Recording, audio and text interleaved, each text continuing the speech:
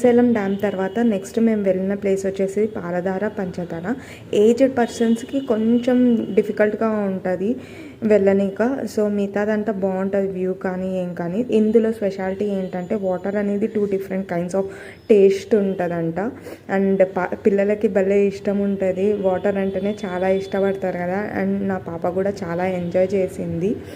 మాకు స్పర్శ దర్శనం అనేది నైట్ వచ్చింది. అండ్ మార్నింగ్ వచ్చేసేసి మా మమ్మీ వాళ్ళు చండీ హోమం మొక్కుకున్నారు.